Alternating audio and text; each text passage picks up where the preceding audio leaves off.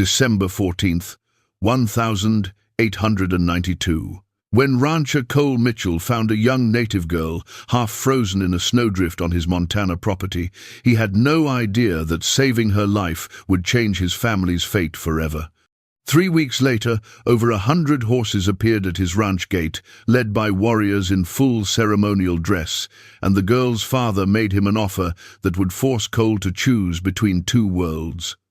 But what could possibly compel an entire tribe to offer such an extraordinary gift to a white rancher, and what did they expect in return? Before we jump back in, tell us where you're tuning in from, and if this story touches you, make sure you're subscribed, because tomorrow I've saved something extra special for you. The wind that December morning carried the kind of cold that could kill a man in hours.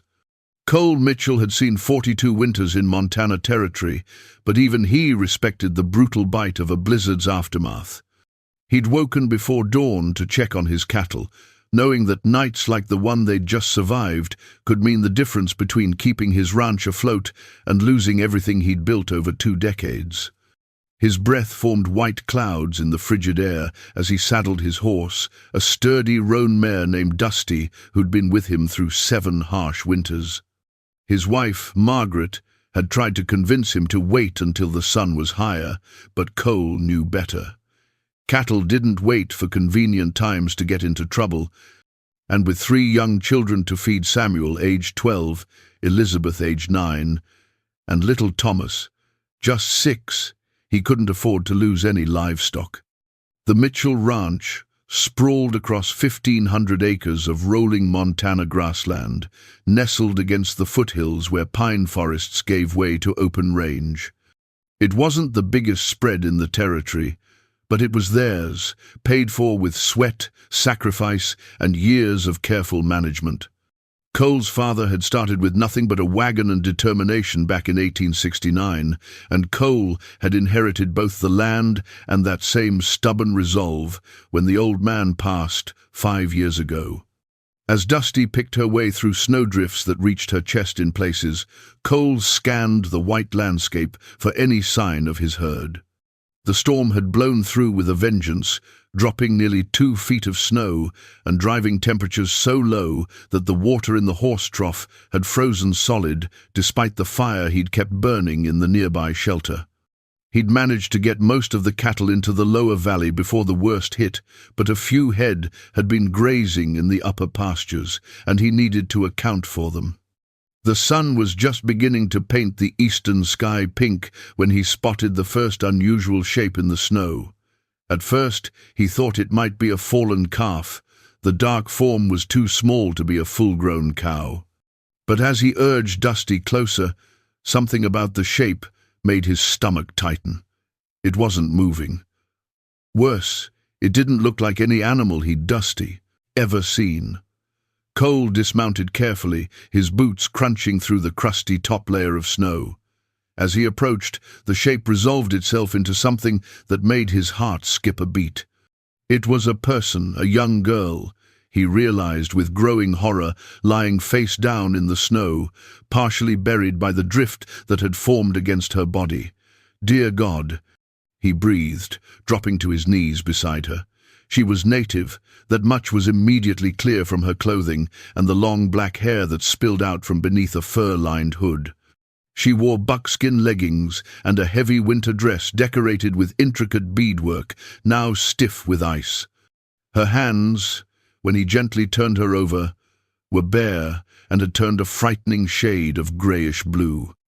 Her face, probably beautiful under normal circumstances, was pale as death itself, her lips tinged purple. Cole pressed his fingers against her neck, searching for a pulse.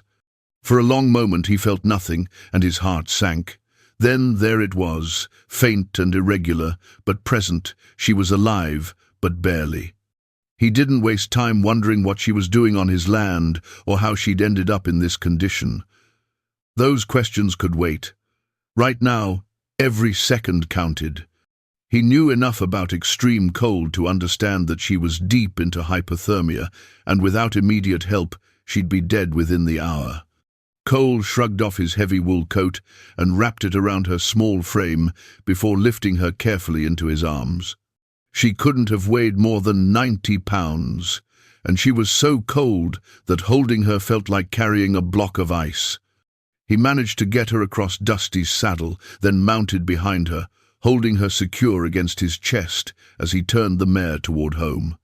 The ride back to the ranch house felt like it took hours, though it couldn't have been more than 20 minutes. Cole kept checking her breathing, terrified that he'd feel it stop. Her skin against his hands was frighteningly cold, cold in a way that seemed to seep into his own bones. He urged Dusty to move faster, but the deep snow made speed impossible. When the ranch house finally came into view, Cole felt a surge of relief so powerful it nearly made him dizzy. He called out as he approached, and Margaret appeared at the door, her face shifting from surprise to alarm as she saw what he carried. "Cole, what on earth? Found her in the upper pasture," he said shortly, dismounting with the girl still in his arms. "She's near frozen to death. Get blankets, lots of them, and warm water, not hot warm. And wake Samuel. I'll need him to tend to Dusty." Margaret didn't ask questions. After 18 years of marriage, she knew when her husband needed action rather than words. She disappeared into the house, and Cole followed, carrying his burden through the doorway and into the warmth of their home. The main room of the Mitchell house was simple but comfortable, with a large stone fireplace that Cole's father had built with his own hands. A fire still burned from the night before, and the room was blessedly warm. Cole laid the girl on the braided rug near the hearth, careful not to place her too close to the flames. Margaret returned with an armful of quilts, Elizabeth trailing behind her with wide, curious eyes. "Mama, who is she?" "Hush now, and go fetch more blankets from the chest," Margaret instructed, already kneeling beside the girl. She looked up at Cole. How long was she out there? No way to know. Could have been all night. Cole knelt on the other side, helping to remove the girl's frozen outer garments. Her dress beneath was damp, but not soaked through, which was good. It meant some of her body heat had been retained. "We need to warm her slowly. Too fast could kill her just as sure as the cold." They worked together with the practiced efficiency of people who'd faced crises before. Margaret wrapped the girl in dry blankets while Cole carefully examined her hands and feet. The frostbite was severe, her fingers and toes had lost all color and were hard to the touch. He'd seen enough frostbite over the years to know this was bad, potentially bad enough to mean amputation if they couldn't reverse the damage. Samuel appeared in the doorway, rubbing sleep from his eyes. At 12 he was already tall for his age, with his father's dark hair and his mother's green eyes. "Pa, what's happening? Need you to unsaddle Dusty and rub her down good," Cole said. "She's earned extra oats this morning, and check on the other horses while you're out there." The boy nodded and headed out, grabbing his coat from the hook by the door. Cole appreciated his son's lack of questions. There'd be time for explanations later. For the next hour, Cole and Margaret worked to save the girl's life. They wrapped her extremities in lukewarm cloths, changing them frequently as they gradually increased the temperature. Margaret held a cup of warmed broth to the girl's lips, managing to get a few drops into her mouth. The girl's breathing remained shallow and her pulse weak, but she was still alive. As the morning wore on, Elizabeth and Thomas watched from the corner, whispering to each other. Cole caught fragments of their conversation. "Is she a princess? Why was she in the snow? Will she wake up?" And he wondered the same things himself. Who was this girl? The quality of her clothing suggested she came from a family of some means within her tribe. The beadwork alone would have taken months to complete, and the fur trim on her hood was premium beaver. She wasn't dressed like someone who'd simply gotten lost while gathering firewood. Around mid-morning, the girl began to stir. Her eyelids fluttered, and she made a small sound, something between a whimper and a moan. Margaret leaned closer, speaking in a gentle voice. "You're safe now. You're in our home, and you're going to be all right." The girl's eyes opened dark brown, almost black, filled with confusion and pain. She looked at Margaret, then at Cole, and something like fear flashed across her face. She tried to sit up, but her body wouldn't cooperate. A strangled cry escaped her lips as sensation apparently began returning to her frozen limbs. "Easy now," Cole said, keeping his voice calm and low. "You've got severe frostbite. You need to stay still and let your body warm up slowly." She didn't understand English, that much was clear from her blank expression. She said something in her own language, the words rapid and distressed. Then she looked down at her hands, now wrapped in soft cloths, and her eyes widened in horror. She understood what frostbite meant. Margaret touched the girl's shoulder gently. "Shh, it's all right. We're trying to help you." Over the next several hours, they maintained their vigil. The girl drifted in and out of consciousness, sometimes trying to speak, other times simply staring at the ceiling with tears running down her cheeks. As blood flow returned to her extremities, the pain clearly intensified. Cole had seen grown men weep from the agony of severe frostbite, and this girl, she couldn't have been more than 16 or 17, bore it with a stoicism that impressed him. By afternoon, her condition had stabilized somewhat. Her core body temperature had returned to near normal, though her hands and feet remained dangerously compromised. Cole knew they were in for a long recovery, and there was no guarantee she'd keep all her fingers and toes. Samuel came in from his chores, stamping snow from his boots. "Pa, there's tracks out where you found her. Lots of them, like maybe horses. They're drifted over mostly, but I could still make them out." Cole nodded slowly. So she hadn't been alone. Others had been with her, which raised more questions. Why had they left her? Had she fallen behind during the storm and become separated? Or was there something more complicated at play? As darkness fell on that first day, the girl finally slept real sleep, not the half-conscious state she'd been in before. Margaret prepared a simple dinner, while Cole sat by the fire, watching their unexpected guest and wondering what the morning would bring. He'd saved her life, that much was certain. But as he looked at her small form, wrapped in their best quilts, her damaged hands resting carefully on top of the blankets, he couldn't shake the feeling that finding her had set something in motion, something that would change everything for the Mitchell family. Outside, the wind had picked up again, howling around the corners of the house. Cole added another log to the fire and settled in for a long night of watching. Whatever happened next, he knew one thing for certain. Come morning, he'd need to start looking for answers about who this girl was and where she'd come from. And somewhere out there in the vast Montana territory, someone was likely looking for her too. The girl woke properly on the third day, her eyes clear and alert for the first time since Cole had brought her in from the snow. Margaret was spooning broth into her mouth when those dark eyes focused with real awareness, taking in the unfamiliar surroundings with a mixture of caution and curiosity. "Good morning," Margaret said softly, setting down the bowl. "How are you feeling?"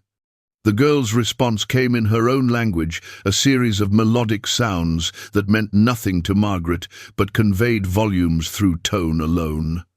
There was pain in those words, and confusion, but also something that might have been gratitude. Cole had been out checking the cattle when Margaret called for him. He came in still wearing his work gloves, his face reddened from the cold. The girl's eyes tracked him as he crossed the room, and he saw her body tense slightly beneath the blankets. "She's trying to talk," Margaret explained. "But I can't understand a word."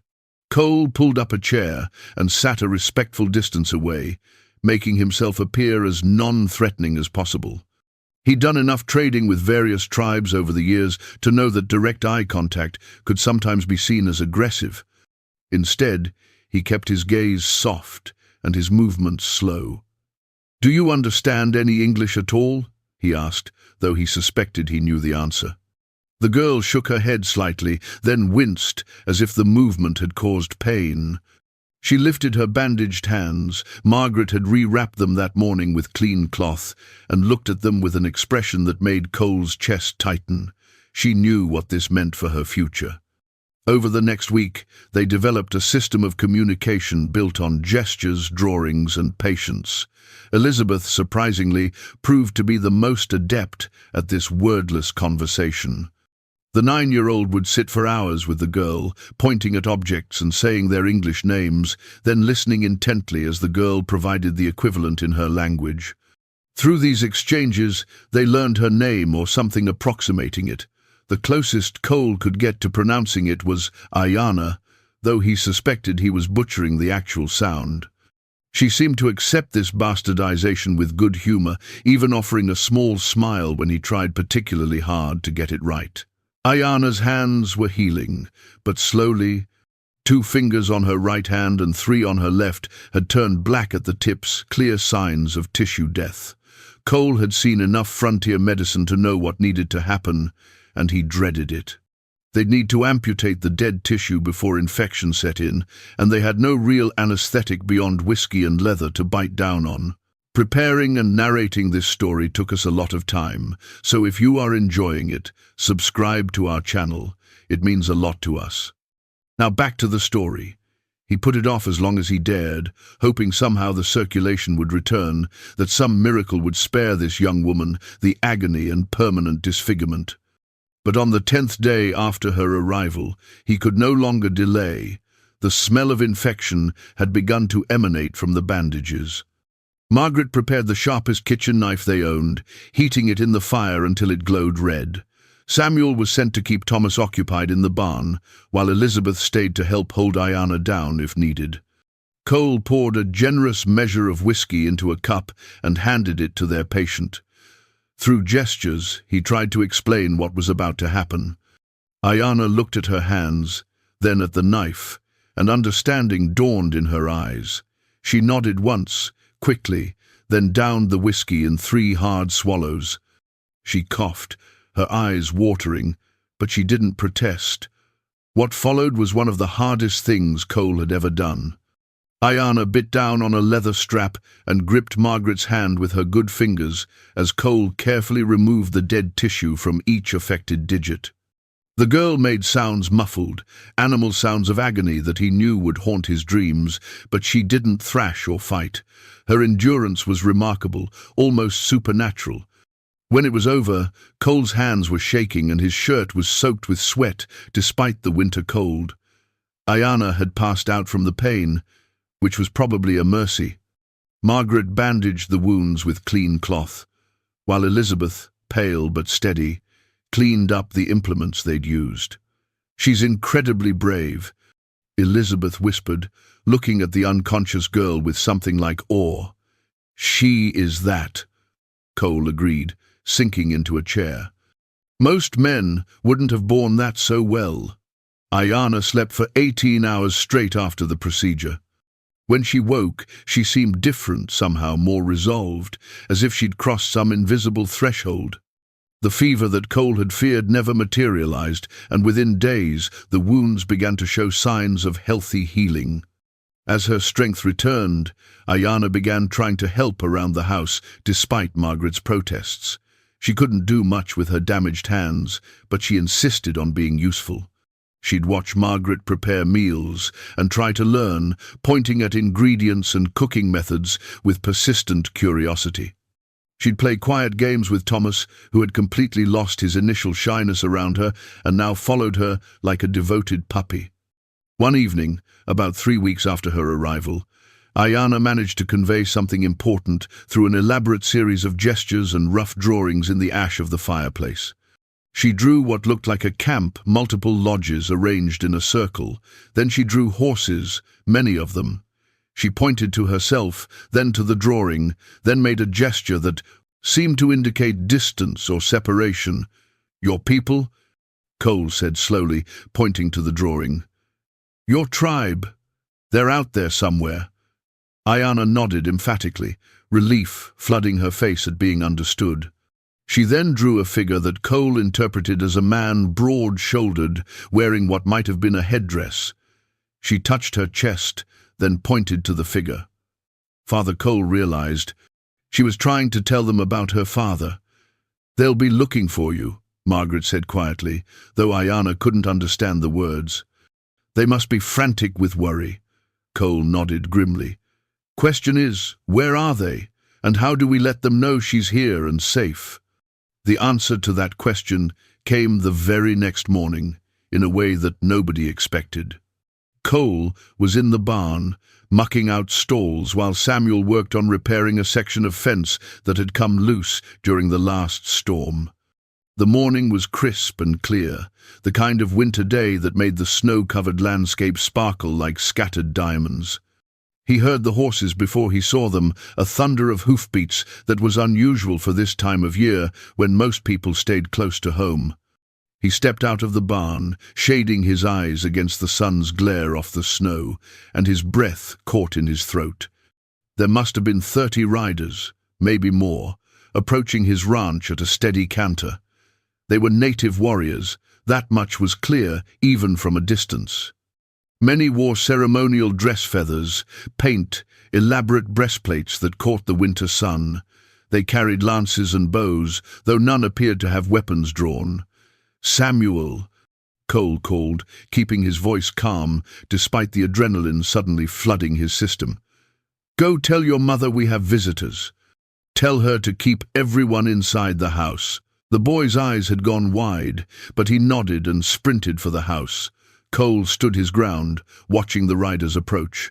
His rifle was in the barn, but he made no move toward it. 30 armed warriors, if they meant harm, a single rifle would make no difference. His only hope was that they came in peace. The riders slowed as they neared the ranch, spreading out in a semicircle that surrounded the main yard. Cole's heart hammered in his chest, but he kept his hands visible and his posture non-threatening. The center of the formation parted, and a single rider came forward. He was a man of perhaps 50 years, Cole estimated, though it was hard to tell for certain. He sat his horse with the easy confidence of someone who'd been born in the saddle. He wore a magnificent bonnet eagle feathers that cascaded down his back and a breastplate made of bone and beads that must have taken years to create. His face was weathered but strong, with deep-set eyes that seemed to take in everything at once. The man raised one hand in what Cole recognized as a peace gesture. Cole raised his own hand in response, then slowly walked forward to meet the rider halfway. For a long moment, they simply regarded each other. Then the man spoke, his English heavily accented but clear. "I am Chief Tall Bear of the Blackfoot people. We search for my daughter. She has been missing for many days." Cole felt relief wash over him so powerfully he nearly staggered. "She's here," he said quickly. "She's safe. I found her 3 weeks ago, nearly frozen to death in my upper pasture. She's been recovering in my home." Something flickered in the chief's eyes, emotion carefully controlled but present nonetheless. "She lives? She lives. She had severe frostbite, and we had to." Cole gestured to his hands, trying to convey the amputations. "Some of her fingers, but she's healing. She's strong." Tall Bear dismounted in one fluid motion, and Cole found himself face to face with a man who stood easily 4 inches taller than his own 6 feet. "You saved her life. Any decent person would have done the same. You would be surprised what decent people do when they find one of my people alone and vulnerable," Tall Bear said, his voice carrying a weight of bitter experience. "I would see my daughter," Cole nodded. "Of course. Please, follow me." As they walked toward the house, Cole was acutely aware of the 30 warriors still mounted and watching. He wondered what Margaret must be thinking, looking out the window at this scene. He hoped she'd keep the children calm. He opened the door and called out, "Margaret, it's all right. Ayanna's father is here." The interior of the house seemed suddenly cramped with Tall Bear's presence. The chief filled the doorway, his eyes immediately finding his daughter where she sat, wrapped in blankets by the fire. For a moment the stoic mask cracked completely, and Cole saw naked relief and love flash across the man's face. Ayana looked up, saw her father, and burst into tears. She tried to stand, but her legs weren't quite steady yet. Tall Bear crossed the room in 3 strides and caught her as she stumbled, gathering her into his arms and speaking rapidly in their shared language. She responded between sobs, her damaged hands clutching at his ceremonial clothing. Cole, Margaret, and the children stood awkwardly to the side, witnessing this reunion and feeling like intruders in their own home. After several minutes, Tall Bear gently released his daughter and turned to face them, though he kept one arm around Ayana's shoulders. "My daughter tells me you cut away the dead flesh to save her hands," he said, his voice thick with emotion. "She says the white woman tended her like a mother, and the white man's children shared their home without fear. She says you gave her your own blankets and food when you could have left her to die." "It was the right thing to do," Cole said simply. Tall Bear studied him for a long moment. "Perhaps, but the right thing is not always the thing that is done." He looked around the modest but clean home, his gaze taking in the worn but well-maintained furniture, the children's toys in the corner, the simple cross hanging on the wall. "You are not wealthy people. We get by," Cole said, a little defensively. "Yet you took in a stranger, fed her, gave her medicine, cut the rot from her hands to save her life." Tall Bear paused. "Such actions create debt. Among my people, such debt must be honored." Cole shook his head. "There's no debt. We did what anyone should do." "Nevertheless," Tall Bear said, and something in his tone made Cole pay closer attention. "A debt exists, and it will be honored. But first, we must speak of how my daughter came to be on your land, alone in a killing storm." He guided Ayana back to her seat by the fire, then settled himself on the floor beside her with a grace that belied his size. The rest of the Mitchell family slowly came closer, drawn by the story they sensed was coming. 3 weeks ago, Tall Bear began, our winter camp was raided by a war party of Crow warriors. It was a blood feud, old and bitter. My daughter was out gathering medicine plants with 2 other women when the attack came. In the chaos, they became separated from the main group. The women tried to return to camp by a different route, but the Crow were hunting stragglers. Ayana spoke then, her voice soft but steady, and Tall Bear translated. "She says the 2 women with her fought to give her time to escape. She heard their death cries as she ran. The Crow chased her for 2 days. She lost her horse when it stepped in a rabbit hole and broke its leg. She had to kill it, her friend since childhood, to keep the Crow from taking it." Margaret's hand went to her mouth. Elizabeth had tears in her eyes. "She ran on foot through the mountains." Tall Bear continued. "No food, little water. Then the storm came. She knew she was dying. She made peace with it, found what she thought was a sheltered place, and lay down to let the cold take her." He looked at Cole with eyes that held depths of gratitude, and something else, respect, perhaps. "Instead, you found her. You brought her back from the edge of death itself." The room was silent, except for the crackle of the fire. Finally, Cole cleared his throat. "The women who stayed behind, did they have families?" "They did. Husbands, children, parents. All grieve." "I'm sorry," Cole said, and meant it. Tall Bear nodded, acknowledgement of the sentiment. Then he stood, his presence once again dominating the room. "I must return to my people and tell them my daughter lives, but I will come back in 3 days' time. We have much to discuss." Mitchell, of the Mitchell Ranch. Something in the way he said it made Cole's stomach tighten slightly, though he couldn't have said why. "You're welcome any time." The chief smiled slightly. "Yes, I believe we will be welcome." He touched his daughter's head gently, spoke to her in their language, and then turned to Margaret. "Thank you for giving my daughter a mother's care when her own mother could not. You will be remembered." Then he was gone, striding out the door with the same commanding presence he'd entered with. Cole followed, watching as Tall Bear mounted his horse and raised his hand once more. The warriors wheeled their mounts as one and thundered away, leaving only hoofprints in the snow and a house full of people trying to process what had just happened. "Pa," Samuel said quietly, "what do you think he meant? About coming back in 3 days?" Cole shook his head slowly. "I don't know, son, but I have a feeling we're going to find out."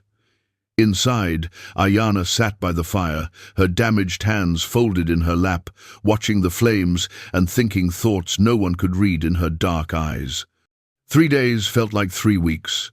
Cole went about his usual ranch work, feeding cattle, repairing equipment, chopping firewood, but his mind kept circling back to Chief Tall Bear's parting words.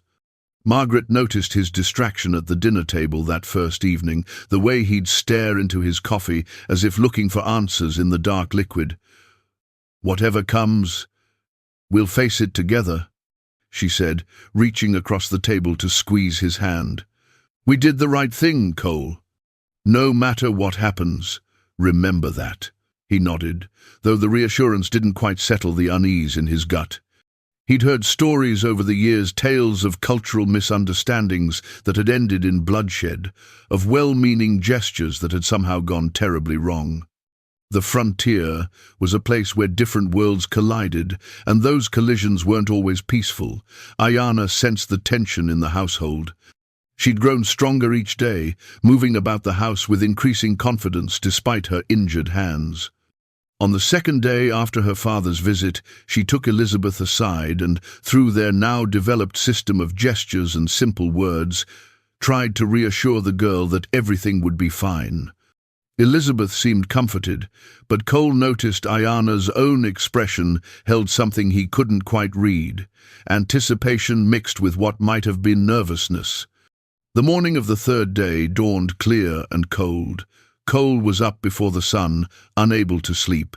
He stood on the porch, watching the eastern horizon lighten from black to deep purple to pink, his breath forming clouds in the frigid air. Behind him, he heard the door open and turned to find Ayanna joining him. She dressed in the best clothes Margaret could provide, a simple blue dress that had belonged to Cole's mother, altered to fit Ayanna's smaller frame. But she'd also braided her hair in an intricate pattern and wore a small beaded necklace that Cole hadn't seen before. She must have had it with her when he'd found her, tucked away somewhere in her clothing. She stood beside him in silence, both of them watching the sunrise. After a while, she spoke a single word in English, one Elizabeth had taught her. "Today." "Yes," Cole agreed. "Today." They came at mid-morning, and this time there were far more than 30 riders. Cole counted. At least 60, maybe 70, with more appearing over the rise as he watched. His mouth went dry. This wasn't a search party anymore. This was something else entirely. "Samuel," he called, keeping his voice level.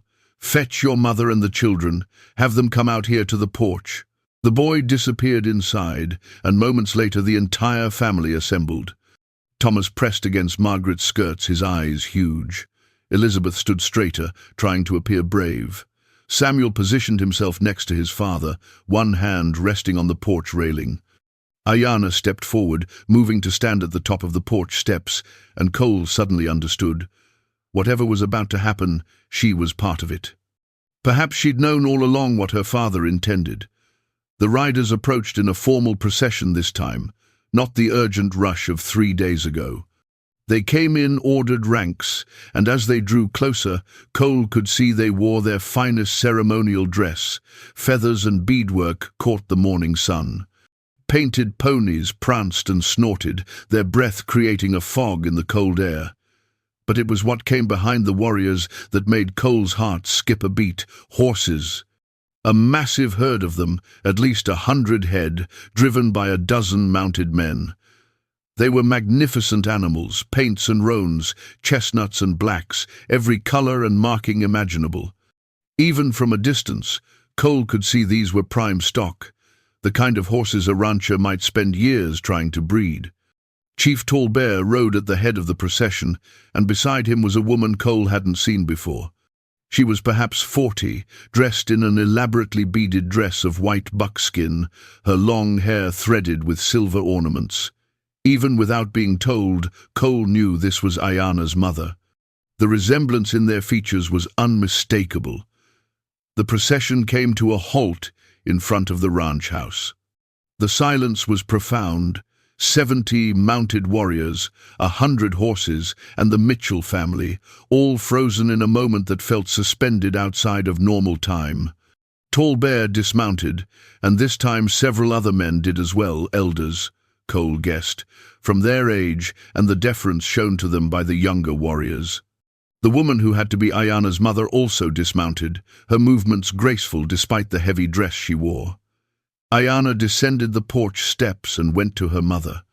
The reunion was quieter than the one with her father had been, but no less emotional. The two women embraced, and Cole saw tears streaming down both their faces. They spoke in rapid bursts, the mother's hands gently touching her daughter's bandaged fingers, her face a mixture of grief and gratitude. After a long moment, Tall Bear cleared his throat. "Mitchell, come." Cole descended the steps, very aware of Margaret and the children watching from the porch. He walked forward until he stood facing the chief, the gathered elders, and what appeared to be half the Blackfoot Nation watching his every move. 3 days ago, Tall Bear began, his voice pitched to carry, I told you that a debt existed. I told you this debt would be honored. He paused, turning slightly to gesture at the massive herd of horses behind him. Among my people, when a debt is so great that it cannot be measured, we give that which is most valuable to us. We give horses. Cole's eyes widened. Chief Tall Bear, I can't. The chief held up a hand. Please, let me finish. He drew himself up even taller, his presence commanding absolute attention. My daughter is precious to me beyond all things. She is my only child. When she was lost, part of my spirit died with her. When I learned she lived, that spirit returned. He fixed Cole with an intense stare. You did not just save her life, you gave her back her humanity. You treated her as family when you could have turned away. You cut the death from her hands with your own blade, bore her cries of pain as if they hurt you. Your woman gave her a mother's love. Your children gave her a place in your lodge. The chief turned to address the assembled warriors, speaking in his own language for several minutes. Cole couldn't understand the words, but he heard his name mentioned several times and Ayana's. The warriors listened intently, some nodding, others murmuring agreement. When Tall Bear turned back to Cole, his expression had shifted into something more formal, more ceremonial. I offer you 100 horses, Mitchell of the Mitchell Ranch. The finest animals from our herds. This is not payment. There is no payment that could equal what you have done. This is an acknowledgement of debt. This is honor given where honor is due. Cole felt his throat tighten. 100 horses, it was wealth beyond anything he'd imagined. It was enough to triple the size of his operation, to ensure his children's futures, to build the ranch into something that could survive for generations. It was life-changing. Chief Tall Bear, he began, his voice rough with emotion, I am deeply honored, but I have to ask, can your people afford to give up so many horses? I know how valuable they are to you. Something that might have been approval flickered in the chief's eyes. You think of us before yourself. This is good. Yes, we can afford it. The Blackfoot are rich in horses. We have thousands. 100 is much, but it is not so much that we cannot give it. He paused. Besides, there is more to this gift than simply horses. Cole felt that unease return stronger now. What do you mean? Tall Bear glanced at Ayana, who had been standing with her mother. The older woman gave her daughter a gentle push forward. Ayana walked slowly to stand beside her father, her eyes downcast in what appeared to be modesty or perhaps nervousness. Among my people, Tall Bear said carefully, when a man saves a woman's life and takes her into his home and cares for her as family, certain expectations arise. particularly when the woman is of marriageable age and the man has shown himself to be of good character. Cold understanding washed over Cole. Chief Tall Bear, please hear all of what I say before you speak. The chief's voice was firm but not unkind. I know you have a wife. I know you follow the white man's way of one woman for one man. I respect this. That is not what I propose. He placed his hand on Ayana's shoulder. My daughter's hands are damaged. Among our people, this will make it difficult for her to find a husband. She cannot sew as well as she once did. She cannot do many of the tasks a wife must do. Some men would see this as making her less valuable. Ayana's face remained impassive, but Cole saw the pain in her eyes at her father's blunt assessment of her diminished prospects. But, Tall Bear continued, she is also marked now as someone who survived a great ordeal, someone who was taken in by a white family and learned their ways. She speaks some English words now. She understands both worlds, ours and yours. This makes her valuable in a different way. Cole's mind was racing, trying to understand where this was going. I propose a marriage, Tall Bear said, and Cole's stomach dropped. Not to you, Mitchell. I see your discomfort at the thought, and I mean no offense to your one-wife ways. I propose a marriage between my daughter and your son. The world seemed to tilt sideways. Cole heard Margaret gasp behind him. Samuel made a small, strangled sound. Samuel is only 12 years old, Cole said, his voice faint. And my daughter is 17, Tall Bear agreed. I do not propose they marry now. I propose a betrothal. When your son reaches 16 summers, 4 years from now, if both children are willing, they will marry. This will bind our families together. The horses I give you now are the bride price, given in advance. He leaned forward slightly. But even if the marriage never happens, the horses are still yours. This is my honor debt, given freely. The marriage proposal is separate. It is an offer of alliance, of peace between our peoples. Cole's mind reeled. 4 years. Samuel would be 16, a man by frontier standards, many men married at that age or younger, and Ayana would be 21, still young enough to have children and build a life. It wasn't unheard of, especially out here where survival often trumped convention. But it was also his son they were discussing, Samuel, who still had nightmares sometimes. Samuel, who loved fishing more than anything else in the world. Samuel, who had never so much as held a girl's hand. I need to speak with my family, Cole said. This is not a decision I can make alone. Tall Bear nodded, as if he'd expected this response. Of course. We will wait, he gestured, and the warriors began to dismount, clearly settling in for a lengthy wait. Cole turned and walked back to the porch on legs that felt like wood. Margaret met him at the top of the steps, her face pale but composed. The children clustered around them as they moved inside the house, away from the dozens of eyes watching from the yard. Once the door closed behind them, they all started talking at once. Pa, I don't understand. Cole, surely he can't be serious. Mama, what's happening? Quiet. Cole's voice cut through the chaos. Everybody sit down. We need to talk about this calmly. They settled around the kitchen table, the same table where they'd eaten thousands of meals together, where Cole had taught Samuel to read, where Margaret had nursed each of their babies. Now, they sat there to discuss something that seemed to belong to a different world entirely. Let me make sure I understand this correctly, Margaret said, her voice tight with controlled emotion. Chief Tall Bear wants Samuel to marry Ayana 4 years from now. In exchange, or rather, separate from the exchange, he's giving us 100 horses. That's the core of it, Cole agreed. He's calling it a bride price, but he's also saying we keep the horses either way. The marriage is presented as optional, contingent on both children being willing when the time comes. I'm only 12. Samuel said, his voice cracking slightly. I don't know anything about being married. You wouldn't be married for 4 years, Cole pointed out. You'd be 16. I was 17 when I married your mother. That was different, Samuel protested. You knew Mama, you'd courted her. I barely know Ayana. Which is why you'd have 4 years to get to know her, Margaret said quietly. If this betrothal happens, she'd presumably stay here, become part of our family. You'd have time, Elizabeth spoke up, her voice small.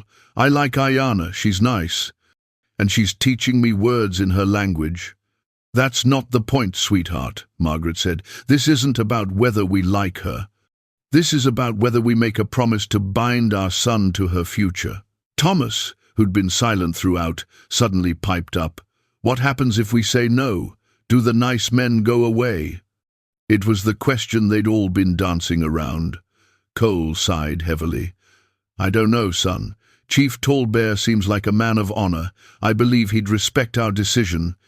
But we'd be refusing a tremendous gesture of honor and alliance, Margaret finished. We'd be saying that our family isn't interested in being connected to his family. In a place where the relationship between white settlers and native peoples is already strained, we'd be throwing away a chance at something different. It's more than that, Cole said slowly, working through his thoughts out loud. Those 100 horses, Margaret, that's a fortune. That's security for all of us. That's Samuel and Elizabeth and Thomas's futures secured. That's the difference between scratching out a living and actually thriving. So we sell our son for horses? Margaret's voice was sharp. No, Cole said firmly. We don't sell anyone, but we consider an offer that could benefit everyone involved. Think about it. Samuel would be marrying into a chief's family. Ayana would have a home where she's already proven she's welcome. Our two families would be connected, which means we'd have allies. Real allies, Margaret. How many other white ranchers can say that? Samuel had gone very quiet. When he finally spoke, his voice was more mature than Cole had ever heard it. What does Ayana think about all this? They all stopped and stared at him. It was the most important question, and none of them had thought to ask it. I don't know, Cole admitted. But maybe we should find out. He stood and walked to the door, opening it to find Ayana still standing in the yard with her mother, both of them looking toward the house with obvious anxiety. Cole gestured for Ayana to come. She approached slowly, her bandaged hands held carefully in front of her. When she reached the porch, Cole stepped aside to let her enter. The family made room at the table, and she sat, looking at each of them in turn. Ayana, Cole said slowly, using gestures to supplement his words, do you understand what your father is asking? About you and Samuel? She nodded, her eyes meeting his directly for the first time since her father had made his proposal. Do you want this? Margaret asked gently. Marriage to Samuel? Ayana was quiet for a long moment. Then she began to speak, slowly, mixing English words she'd learned with gestures and expressions. It took time to piece together her meaning, but gradually they understood. She spoke of her damaged hands and what they meant for her future in her own tribe. She spoke of the kindness this family had shown her when she'd had nothing and no one. She spoke of watching Margaret and Cole together, seeing a kind of partnership she'd never witnessed in her own village where men and women lived more separate lives. She spoke of Samuel's gentleness when he'd brought her water during her worst fever, the way he'd never looked at her with pity despite her injuries. Finally, she said something in halting English that silenced everyone. Samuel, good. Samuel, kind. Maybe 4 years. Maybe yes. It wasn't a declaration of love. It wasn't even a firm commitment. But it was honest, and it was real, and it carried a weight that Cole felt in his chest. He looked at his son. Samuel, this is ultimately your choice. You're young, but you're not a child anymore. What do you think? The boy was pale, his hands clasped tightly in front of him. For a long time he didn't speak. When he did, his voice was barely above a whisper. Can I think about it, just for a little while? Of course, Cole said. Take whatever time you need. Samuel stood and walked out the back door, heading toward the barn where he always went when he needed to think. Cole watched him go, then turned back to find Ayanna looking after Samuel with an expression that might have been understanding or sympathy, or perhaps just shared uncertainty. They were all balanced on the edge of something momentous, and the next words spoken could tip them in any direction. Outside, Chief Tall Bear and his people waited with the patience of those who understood that some decisions could not be rushed. And somewhere in the barn, a 12-year-old boy was trying to decide what kind of man he wanted to become. Samuel didn't return from the barn for over an hour.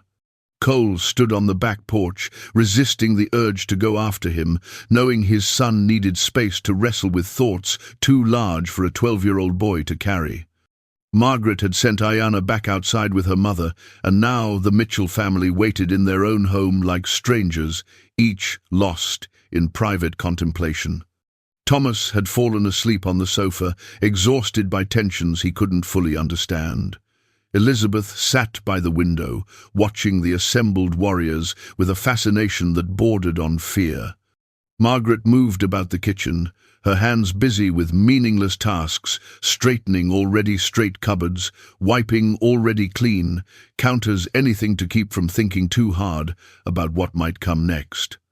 When Samuel finally emerged from the barn, his face was set in an expression Cole recognized from his own mirror on difficult mornings.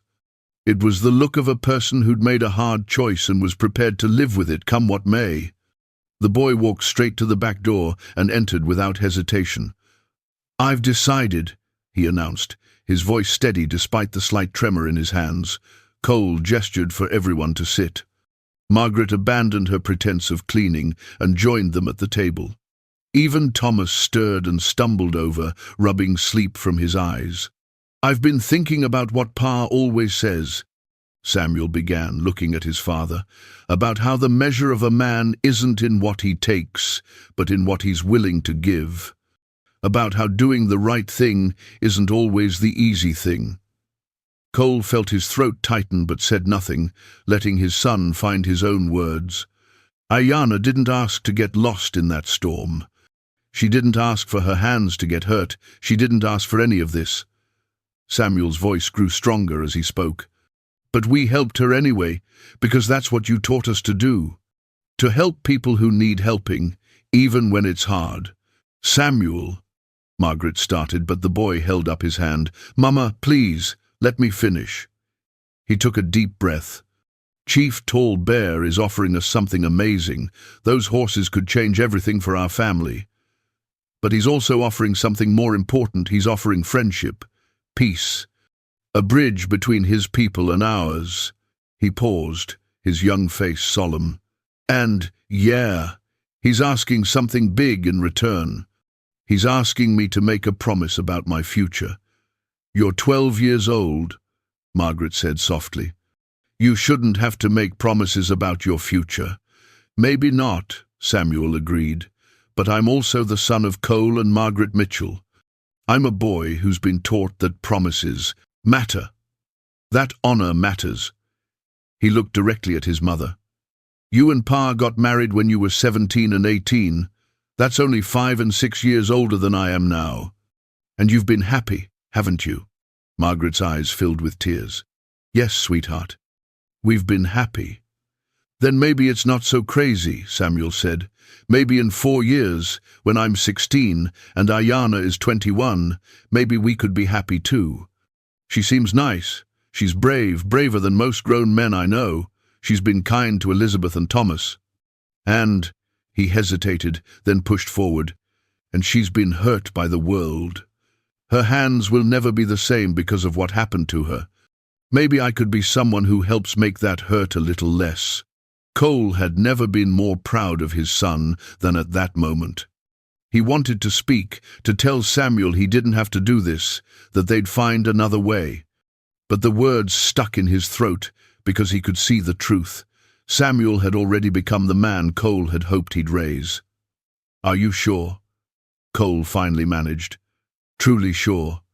Because once we give Chief Tall Bear our answer, there's no taking it back."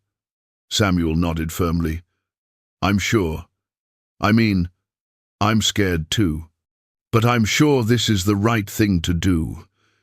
Elizabeth had been quiet throughout, but now she spoke up. Will Ayana live here with us? For 4 years? I imagine so, Cole said. If we accept this arrangement, she'd become part of our family. You'd gain an older sister. Elizabeth considered this for a moment, then smiled. Good. I always wanted a sister. Margaret let out a sound that was half laugh, half sob. She pulled Samuel into a fierce hug. You're growing up too fast, she whispered into his hair. But you're growing up good. After a few more minutes of discussion, practical matters about the arrangement, what it would mean for their daily lives, how they'd navigate the cultural differences, Cole stood. Then I suppose we have an answer to give. They walked out together as a family, presenting a united front. Chief Tallbear stood when he saw them coming, his weathered face unreadable. Ayana stood beside her mother, her damaged hands clasped together, her expression hopeful and terrified in equal measure. Cole stopped a respectful distance away and spoke clearly, his voice carrying across the yard to all assembled. Chief Tallbear, we have discussed your generous offer. My family and I are honored by your trust in us. He paused, making sure every word was chosen carefully. We accept your gift of horses with gratitude, and we accept the proposal of betrothal between your daughter Ayana and my son Samuel, to be fulfilled 4 years from now, when both are willing and of age. A murmur went through the assembled warriors, sounds of approval, of satisfaction.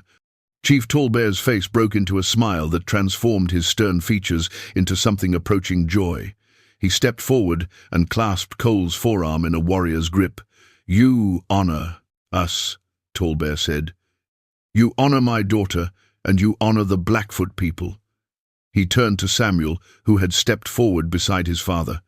Young Samuel, you make a man's decision today. In 4 years, when the time comes, you will be tested in many ways. Do you understand this? Samuel swallowed hard but met the chief's gaze. Yes, sir, I understand. Good. Tallbear placed a hand on Samuel's shoulder. Among my people, when a young man becomes betrothed, he must prove himself worthy. You will have 4 years to learn our ways, to learn our language, to show that you can provide for a wife and family. This will not be easy. I'm not afraid of hard work, Samuel said, and Cole heard the slight tremor beneath the brave words. No, I do not think you are. Tallbear looked at Cole.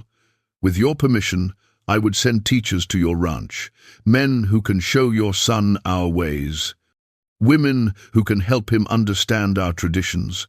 My daughter will stay here, as we discussed, but she should not be the only bridge between our worlds. Cole nodded. Teachers are welcome. And perhaps Samuel can visit your camp as well, learn by living among your people for short periods? Yes. This is good, Tallbear smiled. We will forge something new, Mitchell. Not white, not Blackfoot, but something that honors both. He raised his voice, addressing his people in their own language. Several warriors responded with calls of approval. Then began a ceremony that lasted the rest of the day.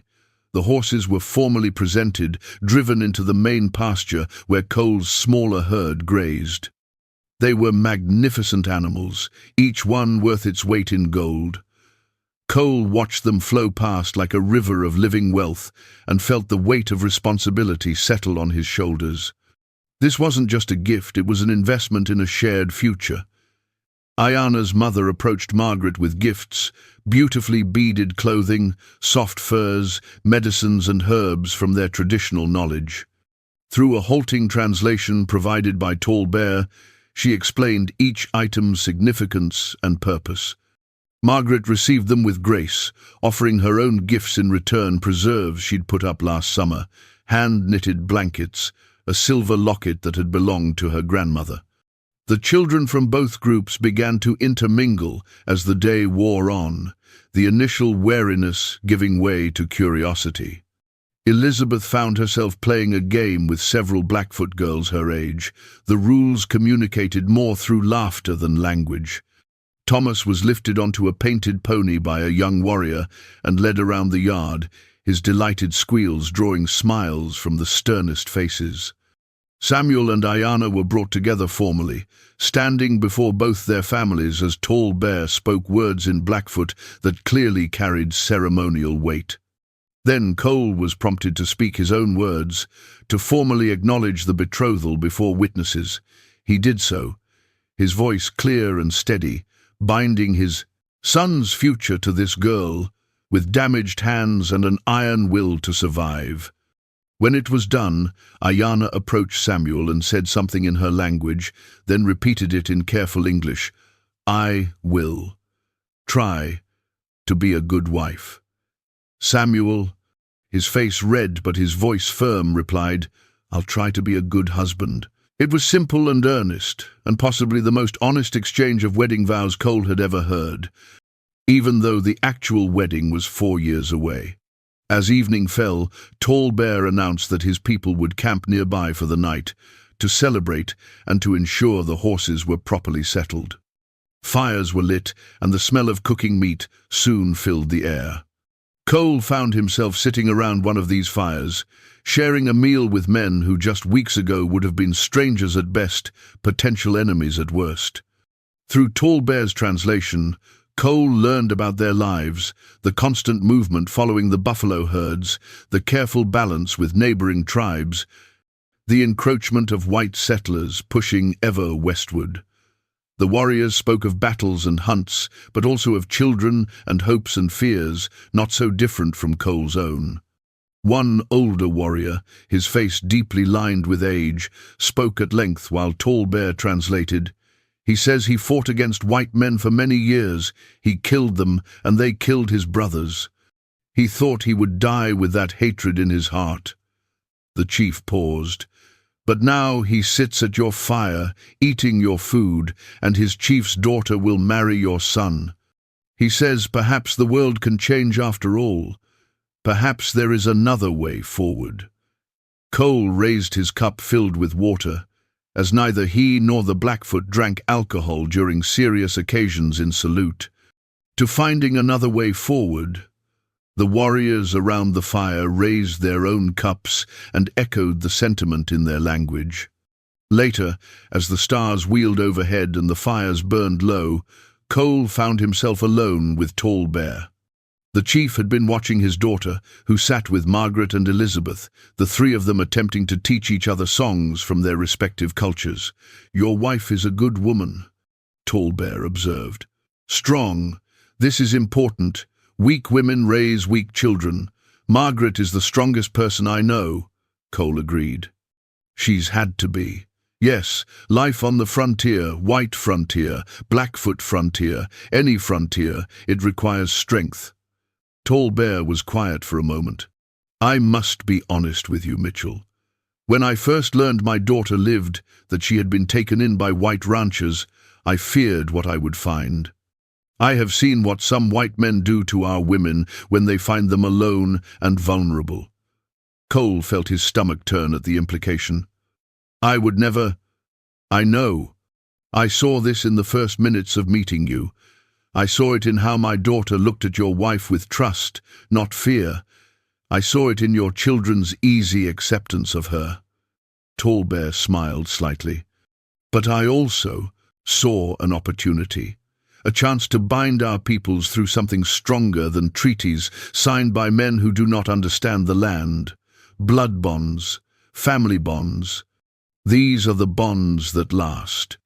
"That's a heavy weight to put on two young people," Cole said quietly. "Yes, but they are strong enough to carry it, I think. Your son has his father's honor and his mother's heart. My daughter has survived what would have killed most warriors." Together, he trailed off, looking toward the future only he could see. Together, perhaps they will build something worth building. They sat in companionable silence after that. Two fathers who had gambled their children's futures on hope and faith and the belief that the world could be better than it had been. When the Blackfoot finally departed the next morning, it was with ceremony and formality. Tall Bear embraced his daughter one last time, speaking to her in their language for several minutes. Ayana listened intently, nodding occasionally, her eyes bright with unshed tears.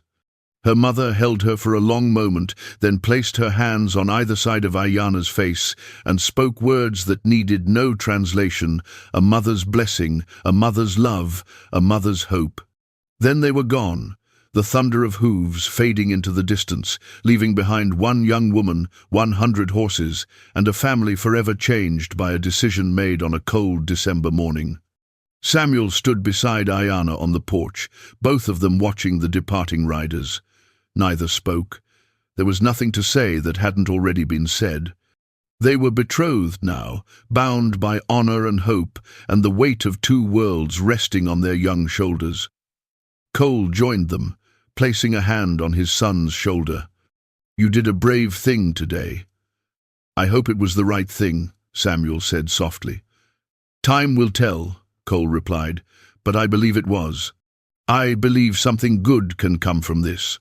Ayana turned to look at them both, and though she might not have understood all the English words, she understood the meaning. She reached out with her damaged hand and touched Samuel's arm gently. "Good," she said in English. Then she added something in Blackfoot. "What did she say?" Samuel asked. Cole shook his head. "I don't know, but I think you have 4 years to learn." Inside the house, Margaret called them in for breakfast. Life continued, as it always did, but everything was different now. The horses in the pasture were visible proof of that 100, living reminders of promises made and futures yet to unfold. As they walked inside together, the Mitchell family plus one Cole allowed himself a moment of quiet satisfaction. Whatever challenges lay ahead, they would face them as they always had, together, with honor, and with the stubborn belief that doing the right thing mattered more than doing the easy thing. The real test, though, was only beginning. 4 years might seem like forever to a 12-year-old boy, but Cole knew from experience just how quickly time could pass. And when those 4 years were up, when Samuel turned 16 and Ayana 21, they would all discover whether the bridge they'd begun building today could bear the weight of the future they'd promised to share. Winter gave way to spring with a reluctance that seemed to mirror the uncertainty everyone felt about the new arrangement. The snow melted in patches, revealing brown grass and mud that made ranch work twice as difficult. But the 100 horses in the pasture grazed contentedly, their presence a constant reminder of the promise that bound the Mitchell and Blackfoot families together. Ayana adapted to life on the ranch with a determination that impressed everyone. Her hands healed slowly, the stumps of her amputated fingers forming tough scar tissue that was sensitive but functional. She learned to compensate, using her thumbs and remaining fingers with an ingenuity born of necessity. Within weeks, she could hold a cup, grip a brush, and manage most daily tasks, though some things, like the delicate beadwork she'd once excelled at, remained forever beyond her reach. Margaret became her patient teacher in all things domestic. They worked side by side in the kitchen, where Ayana learned to bake bread, churn butter, and prepare the meals that sustained a working ranch family. The language barrier shrank daily.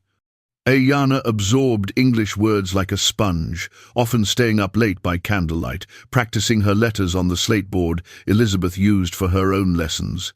"She's brilliant," Margaret told Cole one evening as they prepared for bed. "She learns faster than anyone I've ever seen." Yesterday, she read an entire paragraph from the Bible without help. "Her father said she was special," Cole replied, pulling off his boots. "I'm beginning to see what he meant." But it was the relationship between Samuel and Ayana that drew the most attention and concern. They circled each other like cautious animals in those early months, polite, respectful, but maintaining a careful distance. Samuel threw himself into ranch work with an intensity that worried his father. He was up before dawn, working until dark, volunteering for every difficult job that needed doing. "He's trying to prove something," Margaret observed one April morning, watching Samuel repair fence line in a cold rain when he could have waited for better weather. "He's trying to become the man he needs to be," Cole said. "Give him time." True to his word, Chief Tall Bear sent teachers.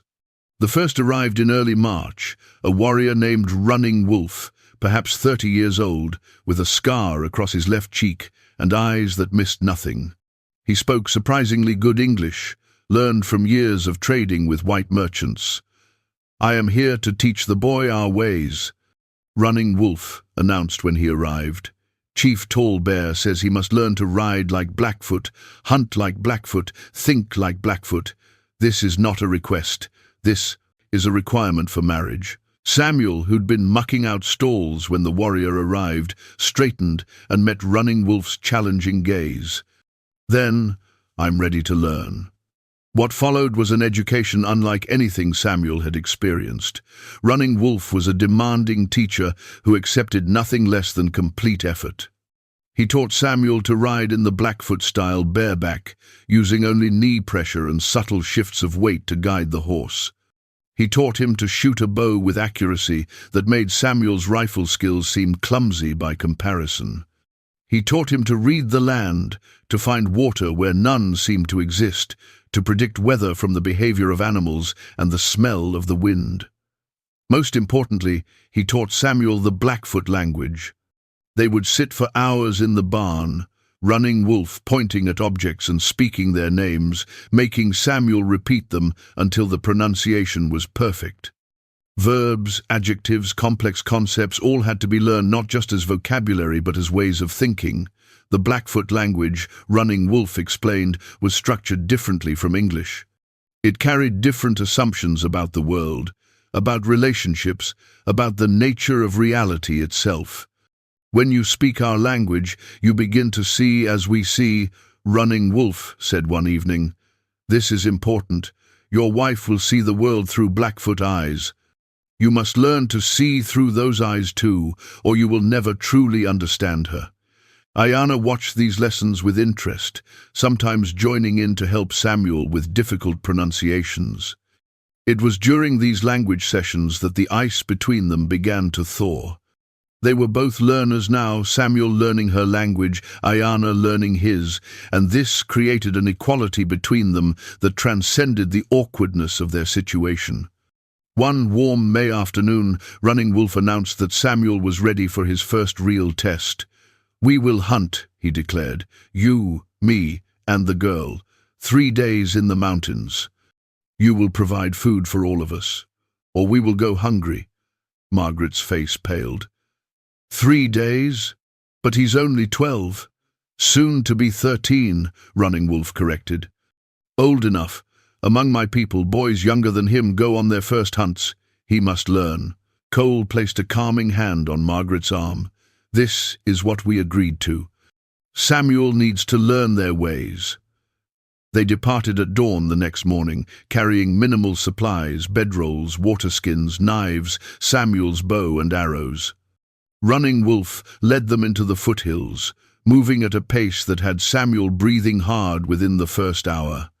Ayana, despite her damaged hands, kept up easily, her moccasined feet finding purchase on rocks that Samuel's boots slipped on. That first night, they made camp in a small clearing. Samuel had managed to shoot a rabbit during the day's travel, a lucky shot, he knew, but Running Wolf had nodded approval. Ayana showed him how to skin and prepare it properly, her scarred hands working with surprising dexterity. They roasted the meat over a small fire, and though it was barely enough for 3 people, no one complained. As they sat around the fire, Running Wolf began to tell stories. He spoke in a mixture of Blackfoot and English, with Ayana translating the parts Samuel couldn't follow. He told of the great hunts of his youth, of battles against enemy tribes, of the time he'd tracked a wounded grizzly for 3 days before finally making the kill. The stories weren't just entertainment, they were lessons about patience, courage, and the importance of understanding your prey. "The white man hunts to kill," Running Wolf said. "We hunt to join the circle, we take what we need, and we honor what we take. This is the difference. On the second day, Samuel's luck ran out. He missed shot after shot, his arrows flying wide of targets that seemed impossibly far away. By evening, they had no food. Running Wolf simply shrugged and began preparing a tea from pine needles and wild herbs. "Tomorrow you will do better," he said. "Hunger sharpens the senses." That night, lying in his bedroll with his stomach growling, Samuel felt the weight of responsibility crushing down on him. Ayanna and Running Wolf depended on him to provide food, and he'd failed.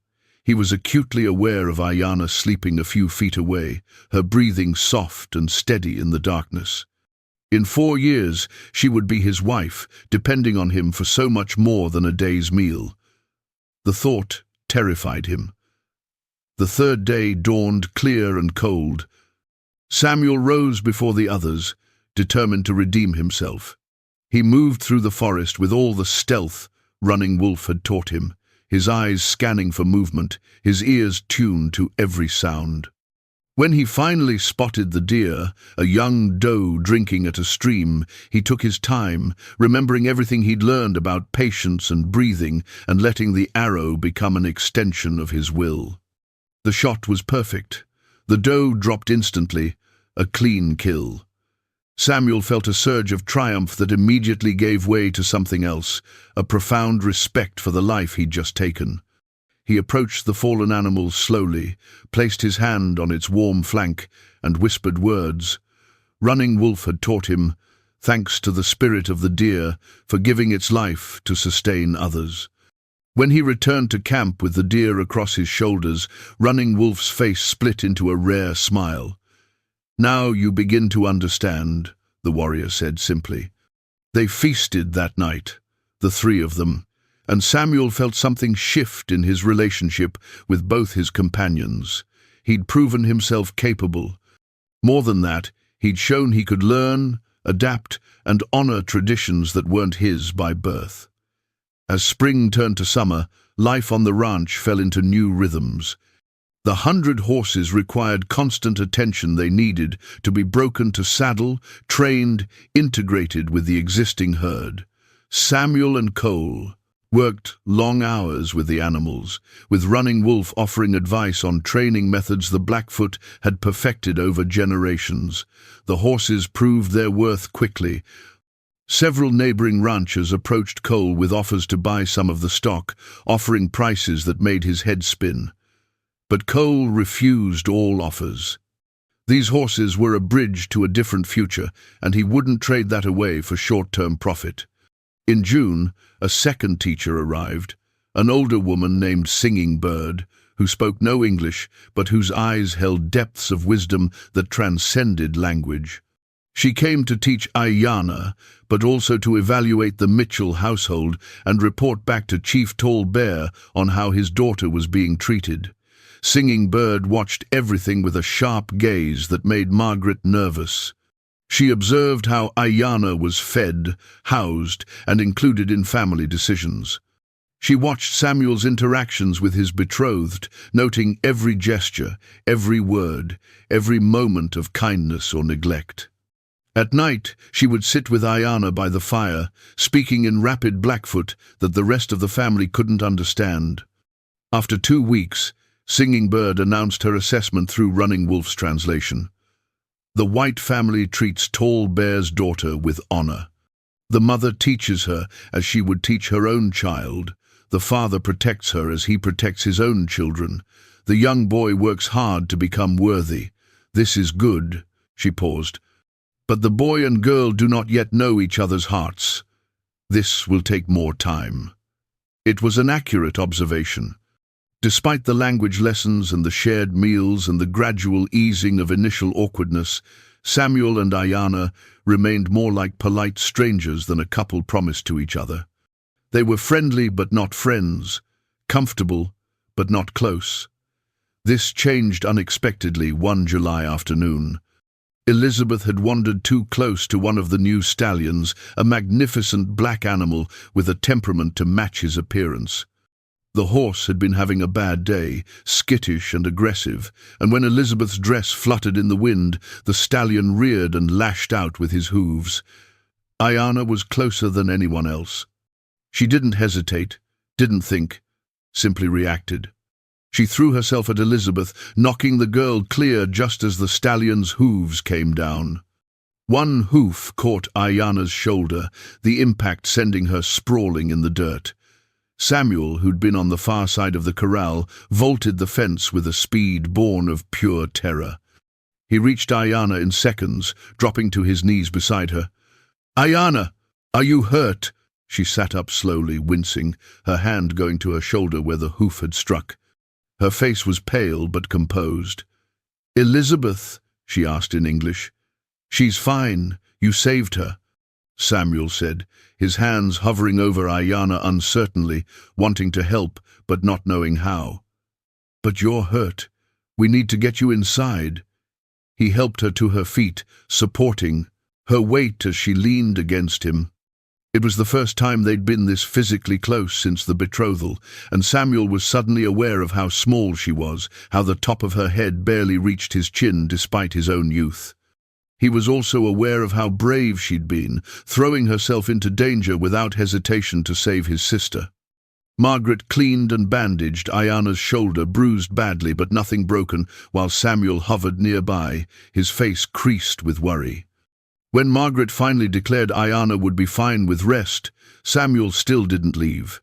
He pulled up a chair beside the bed where Ayana lay and sat, his hands clasped between his knees. "Thank you," he said quietly, "for saving Elizabeth. That was incredibly brave." Ayana looked at him, and something in her expression was different. Softer, perhaps, or more open. "Elizabeth is sister," she said in careful English. "You are." She searched for the word, then used the Blackfoot term running wolf had taught Samuel weeks ago. Brother? Future husband? The word carried both meanings, and Samuel understood. "Yes," he said, "we are." They sat in comfortable silence after that, Samuel keeping vigil while Ayana rested. It wasn't romance, they were too young for that, and their situation too complex. But it was the beginning of something real. Respect, gratitude, the foundation of trust that any relationship needed to survive. Running Wolf, who'd witnessed the entire incident, nodded approval when Cole asked him about it later. "The boy's heart is true," the warrior said. "He worries for her as he would worry for family. This is the first step. The heart follows where respect leads." As summer deepened, more changes came. Samuel shot up 3 inches, his voice beginning to crack and deepen. He spent hours working alongside Running Wolf, his body growing lean and muscled from constant physical labor. His skill with the bow improved dramatically. He could hit targets that had seemed impossible just months before. Ayana continued her own transformation. Her English became fluent, though she maintained a slight accent that Margaret found charming. She learned to cook, to sew, adapting techniques to work with her damaged fingers, to manage the household with increasing confidence. She also began teaching the Mitchell children about Blackfoot culture, the stories, the songs, the different ways of understanding the world. One evening in late August, Cole found Samuel and Ayana sitting together on the porch, watching the sunset paint the mountains gold and purple. They weren't touching, but they sat close enough that their shoulders almost brushed. Samuel was speaking in halting Blackfoot, making Ayana laugh at his pronunciation. She corrected him gently, then repeated the phrase so he could try again. Cole watched from the doorway, unseen, and allowed himself a moment of hope. Maybe this would work. Maybe these 2 young people could build something real from the promise that had been made on their behalf. Inside, Margaret was putting Thomas to bed while Elizabeth practiced her letters. The house smelled of the bread Ayana had baked that afternoon, and from the barn came the sounds of horses settling in for the night. It was an ordinary evening on a Montana ranch, except for the extraordinary fact that 2 worlds were slowly, carefully learning to intertwine. 3 years remained until Samuel turned 16 and the betrothal would come to fruition. 3 years, for two young people to discover whether the bridge their families had built between them could support the weight of a lifetime together. But as the first year of their arrangement came to a close, the signs were promising. They weren't in love, not yet, perhaps not ever in the passionate sense that songs and stories celebrated. But they were building something potentially more lasting: partnership, respect, and the slow-growing understanding that sometimes the strongest bonds are forged not in the heat of romance, but in the steady warmth of daily shared life. Running Wolf departed in early September, satisfied with Samuel's progress, but promising to return in the spring for more advanced training. Before he left, he pulled Samuel aside for a final word of advice. "You learn well," the warrior said, "but remember, learning our ways is only half the journey. You must also teach Ayana your ways, help her understand the white world she will live in. A marriage is not one person changing for the other. It is both people changing together, creating something new that honors both traditions." Samuel nodded, the wisdom of the words settling deep. He still had much to learn about the Blackfoot culture, about Ayana herself, about the kind of man he wanted to become. But he had time, and he had help, and most importantly, he had a purpose that gave meaning to every difficult lesson and every moment of doubt. As autumn painted the mountains in shades of red and gold, the Mitchell Ranch thrived like never before. The horses had brought not just wealth but opportunity, connections to the Blackfoot Nation that opened new possibilities for trade and cooperation. Other ranchers noticed, and while some muttered about Indian lovers, others began to wonder if perhaps the Mitchells had found a path worth following. And at the center of it all were two young people, bound by a promise they hadn't asked for but were learning to honor, discovering day by day that sometimes the most important journeys begin not with a choice, but with a commitment to make the best of the choice that's been made for you. 4 years passed like water flowing through a canyon, sometimes rushing, sometimes still, but always moving forward toward an inevitable destination. Samuel Mitchell turned 16 in the spring of 1896, and the date everyone had been anticipating finally arrived. The boy who'd made a promise at 12 was gone, replaced by a young man who stood nearly 6 feet tall, his shoulders broadened by years of ranch work and Blackfoot training. He could ride like the wind, shoot with deadly accuracy, speak the Blackfoot language fluently enough to dream in it. But more than his physical transformation, something had changed in his eyes. They held a depth of understanding that came from walking between two worlds and learning to honor both. Ayana had changed too. At 21, she'd grown into a striking woman whose quiet strength commanded respect from everyone who met her.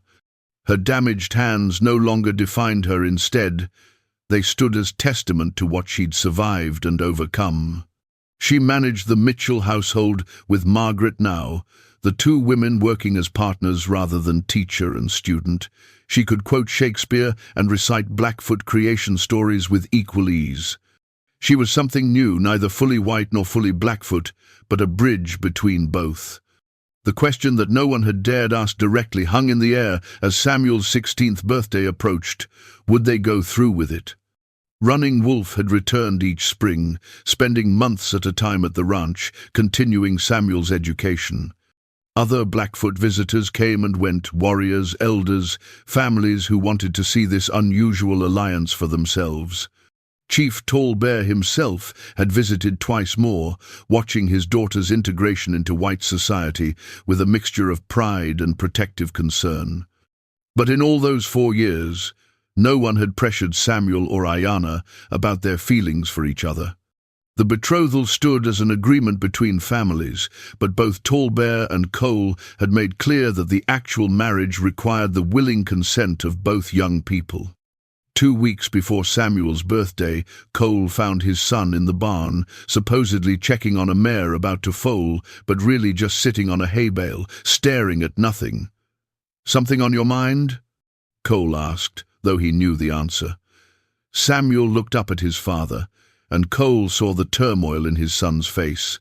In 2 weeks, I'm supposed to marry Ayana.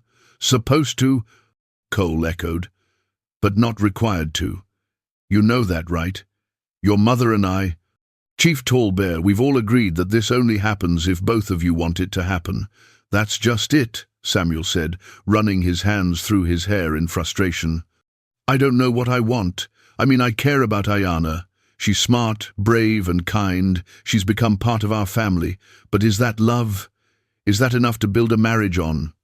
Cole sat down beside his son, choosing his words carefully. When I married your mother, I was 17. We'd been courting for a year, and I thought I knew everything about love. He smiled at the memory. I knew nothing. Real love, the kind that lasts, it's not the lightning bolt the poets talk about. It's what you build day after day, year after year. It's respect and partnership and choosing each other, even when it's hard. So you think I should marry her? I think you should be honest with yourself about what you feel. And then you should be honest with Ayana. Cole placed a hand on his son's shoulder. Whatever you decide, we'll support you. But don't marry her out of obligation. That's not fair to either of you. That evening, Samuel asked Ayana to walk with him, something they'd done hundreds of times over the years, but tonight felt different. They walked to the ridge overlooking the valley where Cole had first found her 4 years ago, the place where her life had nearly ended, and in a way where both their lives had begun anew. The sun was setting, painting the sky in shades of amber and rose. They stood side by side, both of them acutely aware that in 2 weeks they would either be married or the 4-year promise that had shaped their lives would dissolve. I need to know something, Samuel said finally, his voice quiet but steady. Not what you think you should say, not what your father wants or my parents want. What do you want, Ayana? Truly? She was silent for a long moment, her dark eyes fixed on the distant mountains. When she spoke, her English was perfect, shaped by 4 years of constant practice. When I woke up in your home 4 years ago, I was broken. Not just my hands, my spirit. I had watched friends die. I thought I would die. The world seemed cruel and cold. She turned to face him. Your family showed me something different. They showed me kindness when they could have shown indifference. They included me when they could have treated me as a burden. You, she paused, searching for words, you could have resented this arrangement. Instead, you worked harder than any person I've ever known to become someone worthy of it. That doesn't answer my question, Samuel said gently. Ayana smiled slightly. I'm getting there. Be patient. She took a breath. I don't know if what I feel is the great romantic love the white women's novels talk about. But I know that when I imagine my future, you're in it. I know that I respect you more than any man I've met. I know that we understand each other in ways that go beyond language. Is that love? Maybe it's better than love. Maybe it's a partnership. Samuel felt something in his chest loosen. I've been so worried that I was supposed to feel something I didn't feel, some overwhelming passion that would make the decision easy. And do you feel that?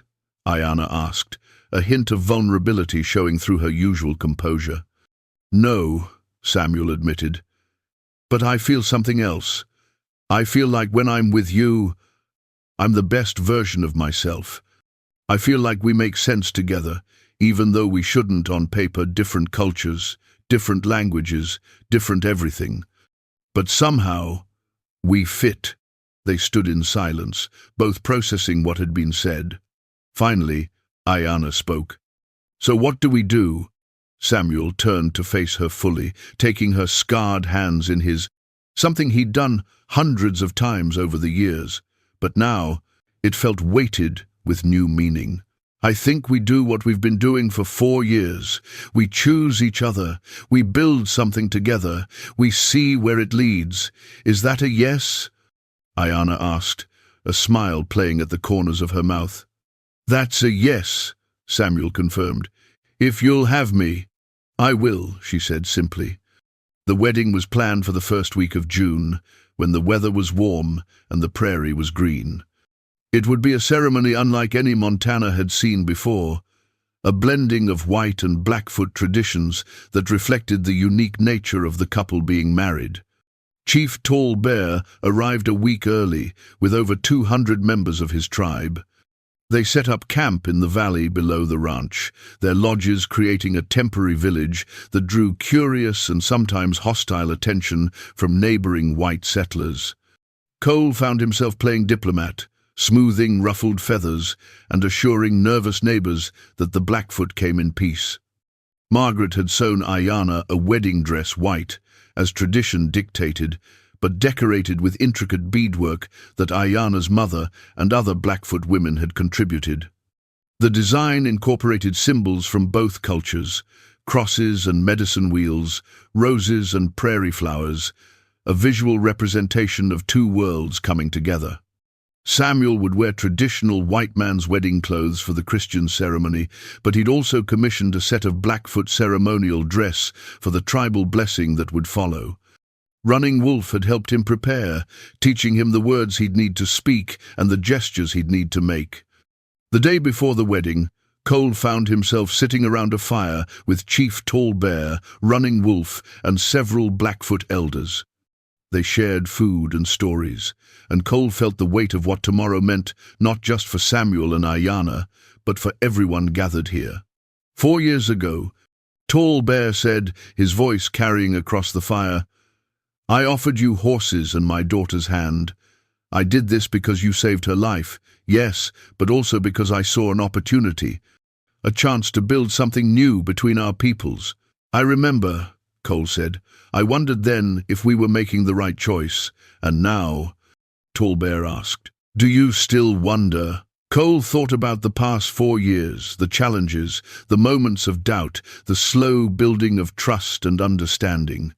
He thought about his son, who'd grown from a boy into a man shaped by 2 cultures.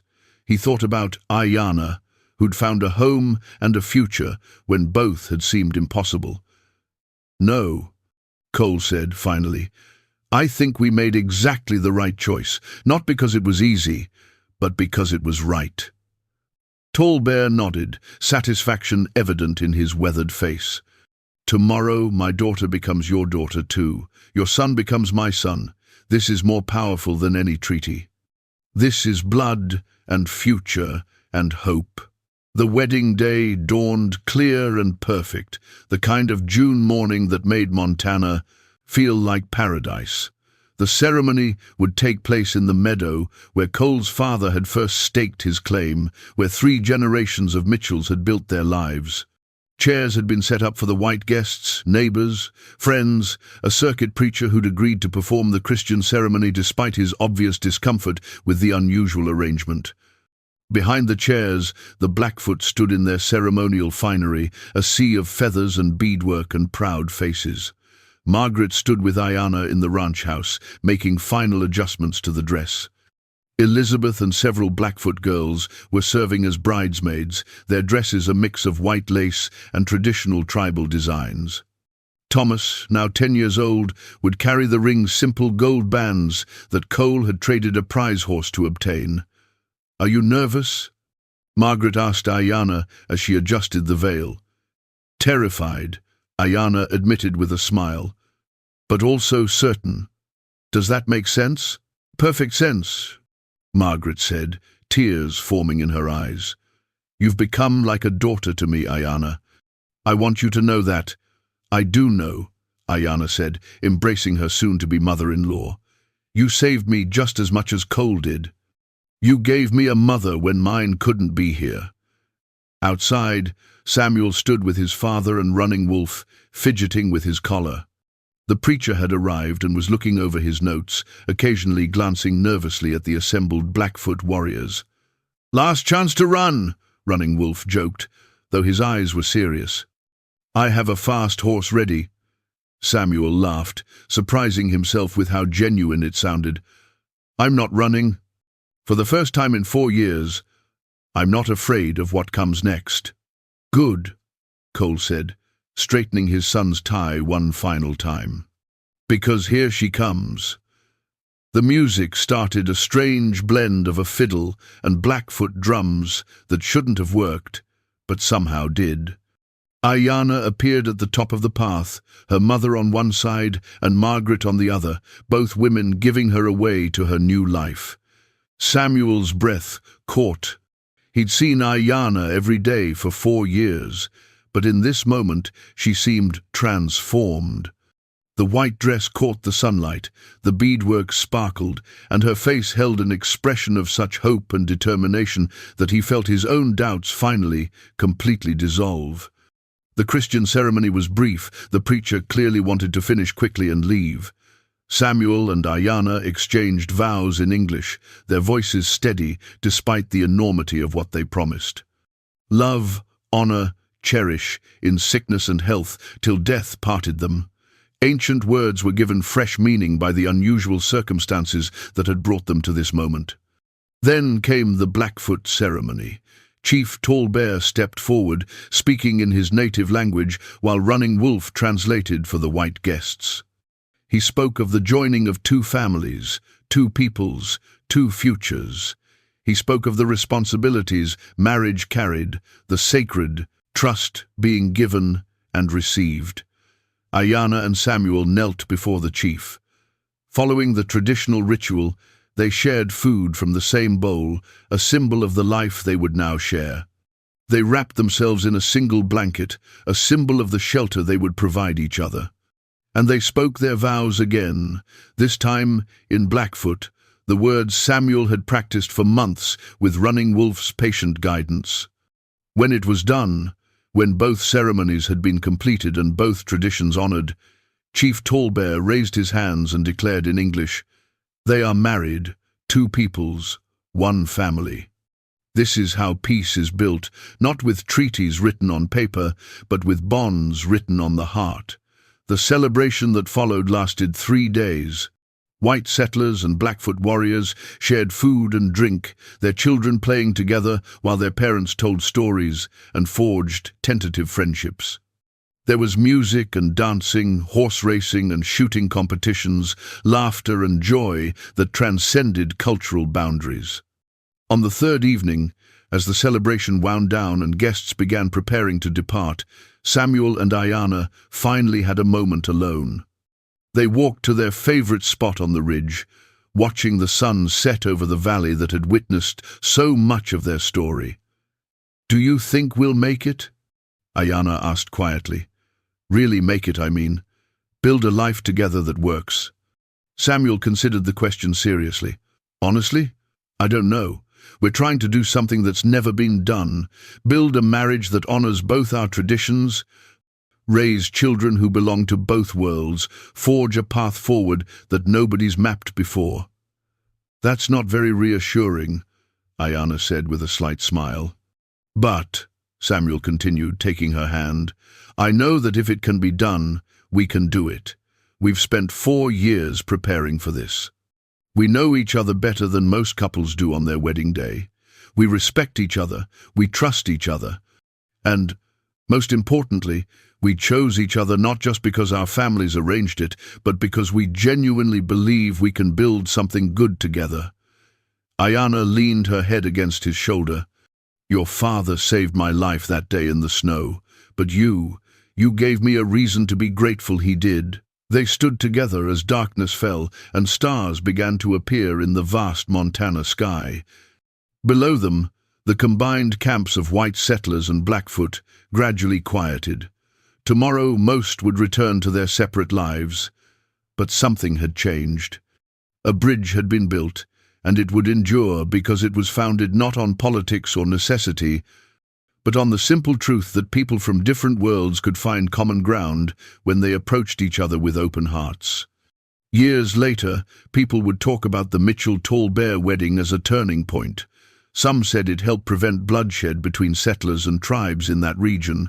Others claimed it inspired similar unions, similar attempts to bridge the divide.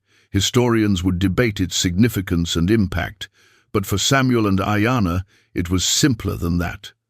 It was 2 people, scarred by life in different ways, who'd found in each other a partner worth building a future with. They would have their struggles, cultural misunderstandings, moments of doubt, the constant negotiation of living between two worlds. They would also have their triumphs, children who carried the best of both traditions, a ranch that prospered through the alliance it represented, and most importantly, a love that grew slowly but surely, like a tree putting down deep roots. The 100 horses that had seemed like such an extravagant gift 4 years ago had long since been integrated into the ranch's operation. Some had been sold, some bred, some used to forge trade relationships with both white settlers and native tribes. But they remained a symbol, a reminder that sometimes the most valuable gifts are not the ones we ask for, but the ones that challenge us to become more than we thought we could be. As Samuel and Ayanna walked hand in hand back to the ranch house where they would begin their married life, Cole and Margaret watched from the porch. Margaret leaned against her husband, tears streaming down her face. "We did the right thing," she whispered. "We did," Cole agreed. "Though I'll admit there were moments I wasn't sure." "What made you sure?" Cole thought about it for a moment. Watching them grow, watching Samuel become a man who could walk in two worlds without losing himself in either, watching Ayanna build a life from ashes, watching them choose each other, day after day, even when they could have chosen otherwise. He smiled. "That's when I knew we didn't just save a girl's life that December morning. We helped create something new, something worth creating." In the valley below, Chief Tall Bear stood outside his lodge, also watching the young couple. His daughter had married into the white world, but she hadn't been lost to it. Instead, she'd become a bridge, just as he'd hoped. The path forward would never be easy. There was too much history, too much pain on both sides. But paths had to start somewhere, and perhaps they started here, with one rancher who'd made the choice to save a life, and one father who'd made the choice to trust him. The future remained unwritten, full of possibilities both bright and dark. But on this night, under these stars, in this moment of celebration and hope, anything seemed possible. Two families had become one, two cultures had found common ground, and two young people had taken a leap of faith into a shared future, trusting that the bridge they'd built together was strong enough to carry the weight of their dreams. That was enough. It had to be enough. And perhaps, if they were very lucky and very brave, it would be more than enough. It would be everything. Up next, you've got 2 more standout stories right on your screen. If this one hits the mark, you won't want to pass these up. Just click and check them out. And don't forget to subscribe and turn on the notification bell so you don't miss any upload from us.